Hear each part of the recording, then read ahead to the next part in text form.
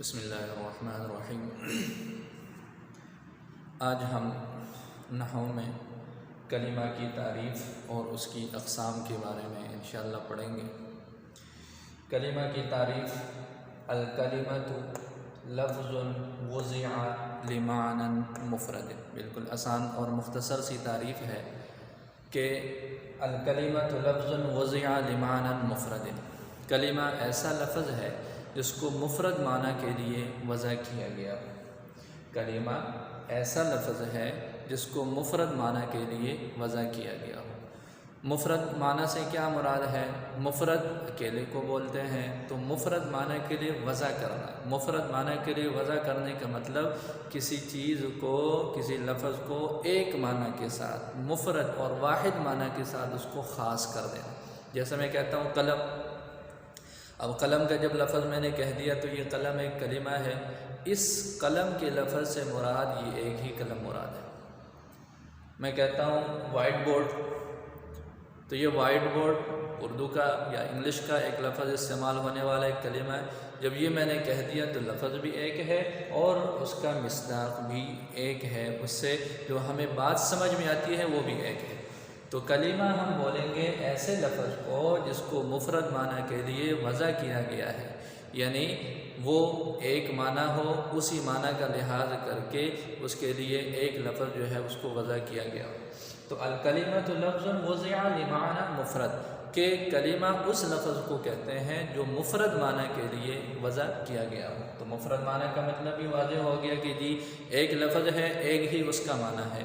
اگر ایک معنی نہیں ہے، اس سے زائد ہے تو وہ پھر الگ چیز ہو جائے گی۔ تو الکلمۃ لفظ وضع لمعنى مفرد، کلمہ اس لفظ کو بولتے ہیں جو مفرد معنی کے لیے وضع کیا گیا ہو۔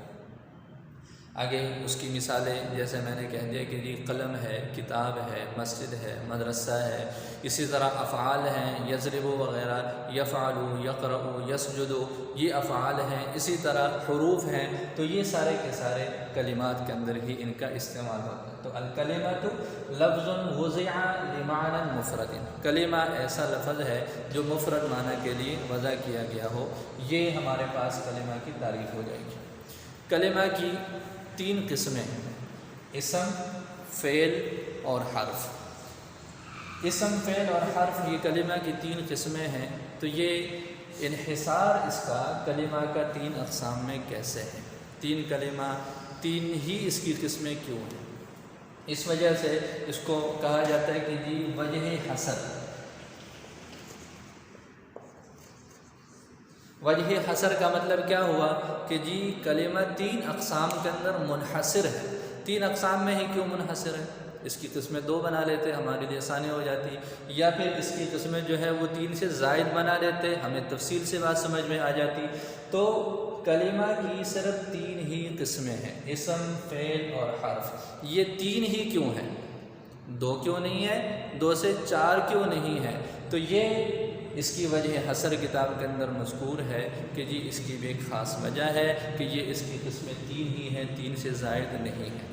وہ بالکل آسان سی ہے، وہ یہ ہے کہ کلمہ ہے، کلمات، جملے یہ بولے جاتے ہیں تاکہ اس سے کچھ سمجھ میں آ جائے، کچھ سمجھایا جا سکے، کچھ سمجھا جا سکے۔ اس مقصد کے لیے ہم کلمے کا استعمال کرتے ہیں، کلمات اور افعال کا استعمال کرتے ہیں۔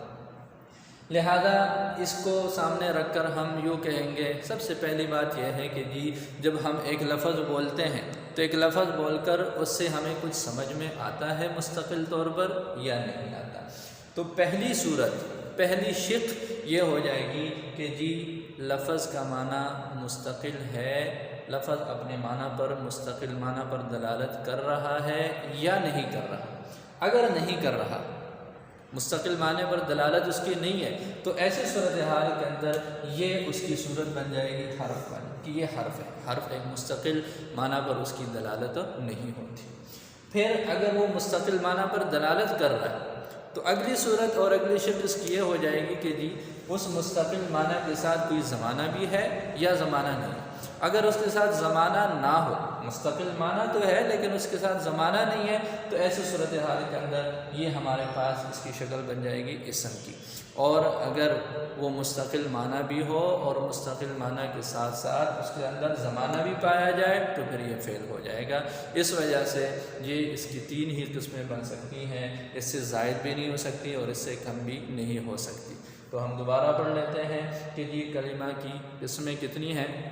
3 ہیں، اسم، فعل اور حرف۔ اگلی بات کہ یہ 3 ہی قسمیں کیوں بنائی ہیں؟ تو 3 قسمیں اس وجہ سے بنائی ہیں کہ یہ منحصر ہے کلمہ ان 3 اقسام میں۔ وہ اس طریقے سے کہ جی یا تو کلمہ کی دلالت مستقل معنی پر ہوگی یا پھر مستقل معنی پر نہیں ہوگی۔ اگر مستقل معنی پر دلالت نہیں ہے تو وہ حرف ہے، اور اگر مستقل معنی پر دلالت ہے تو پھر اگلی شرط اس کی یہ ہو جائے گی کہ اب اس کی دلالت کسی مستقل معنی کے ساتھ ساتھ کسی زمانے پر بھی ہے یا نہیں ہے۔ اگر زمانے پر نہیں ہے، مستقل معنی تو ہے لیکن اس کے اندر زمانہ کوئی نہیں ہے، تو وہ شکل بن جائے گی اسم کی۔ اور اگر اس کے اندر مستقل معنی بھی ہے اور اس کے ساتھ ساتھ اس کے اندر زمانہ بھی ہے تو وہ صورت بن جائے گی فعل کی۔ جیسے ہم اس کی مثالیں لیتے ہیں، ہم کہتے ہیں فی،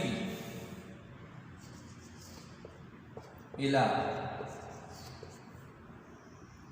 تو اب فی ہے، الہ ہے، یہ 2 کلمے ہیں ہمارے پاس۔ اب فی کا کیا مطلب؟ اردو میں کہتا ہوں کہ جی میں مسجد میں ہوں، اب میں شروع سے نکال لو، مسجد نکال دو، ہوں نکال دو، درمیان سے صرف میں کو لے لو، تو اب میں کا تو کوئی مطلب نہیں ہے۔ اسی طرح الہ ہے، میں مسجد سے گھر گیا، تو مسجد شروع میں آخر سے گھر، وہ گیا نکال دو تو صرف سے رہ جائے گا، تو اس سے کا کوئی بھی مطلب سمجھ میں نہیں آتا۔ تو یہ 2 لفظ ایسے ہیں کہ جن سے ہمیں کوئی مستقل معنی کی سمجھ الگ طور پر مستقل طور پر نہیں آ رہی۔ اسی طرح اس کے بعد ہے قلم۔ قلم کہہ دیا، ایک مستقل معنی سمجھ میں آ گیا، یہ قلم ہے، اس کا وجود ہے۔ مسجد ہے،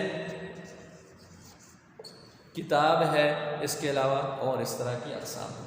اسی طرح اگر میں کہتا ہوں کتبہ،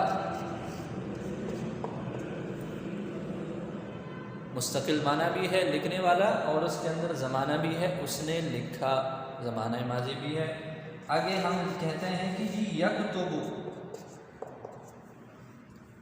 لکھتا ہے یا پھر مستقبل کے لیے لکھے گا، تو وہ اس نے آگے زمانے کی طرف لے کے۔ تو یہ دیکھیں ان مثالوں کے اندر، ان 2 مثالوں کے اندر مستقل معنی الگ طور پر نہیں ہے۔ اس مثال میں مستقل معنی تو ہے لیکن زمانہ نہیں ہے، اور اس مثال میں مستقل معنی بھی ہے اور اس کے ساتھ زمانہ بھی ہے۔ تو اگر مستقل معنی ہی نہ ہو تو حرف، مستقل معنی ہے، صرف معنی ہے، زمانہ نہیں ہے تو وہ اسم ہے، اور اگر مستقل معنی بھی ہے اس کے ساتھ زمانہ بھی ہے تو وہ فعل ہو جائے گا۔ تو یہ اس طرح کلمہ کی ہمارے پاس 3 قسمیں